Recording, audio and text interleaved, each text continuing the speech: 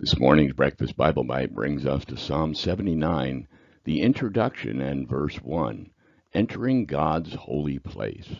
This psalm is recorded as a psalm of Asaph, and even though the composition may be titled as a psalm of Asaph, one cannot automatically assume that it was composed by him.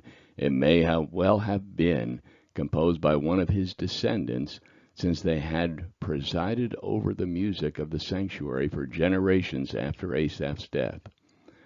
The subject essentially deals with times of invasion, oppression, and national overthrow. The most common and most probable supposition is that it refers to the destruction of the temple by Nebuchadnezzar the Chaldean. However, we must not overlook its possible prophetic significance in its application to Israel during the future period known as the Great Tribulation. In that sense, it is probably not a prayer for you and me as Christians. Rather, it is presented for God's special possession, remnant Israel, during their times of greatest need as God brings them through the Great Tribulation. Before we get to Psalm 79, let's look at two men who tried to come into the presence of God by their own way. It didn't go well for them. Leviticus 16:32 through 34. In future generations, the atonement ceremony will be performed by the anointed high priest who serves in place of his ancestor, Aaron. The mercy seat where the blood was to be presented was through the holy place in an area known as the Holy of Holies behind the veil. Only the high priest was permitted to enter, and only at prescribed times and in a prescribed manner. The penalty for presumption. Doing this in any other manner was immediate death, which God illustrated through his judgment of Nadab and Abihu. All of the formal procedures is prophetic of the coming of Christ. Hebrews 9:11 through 14. But when Christ appeared as a high priest of the good things to come, he entered through the greater and more perfect tabernacle, not made with human hands, that is to say, not of this creation, and not through the blood of goats and calves, but through his own blood he entered into the holy place once for all, having obtained eternal redemption.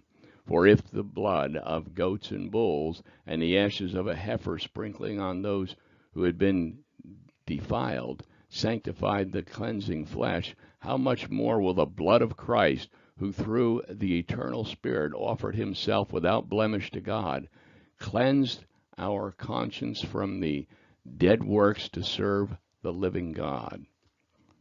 The Day of Atonement, instructions, ordinance, and rituals for the Great Day of Atonement were made essential after the incident of the death of Nadab and Abihu, who intruded into the holy place and were slain by direct judgment of God.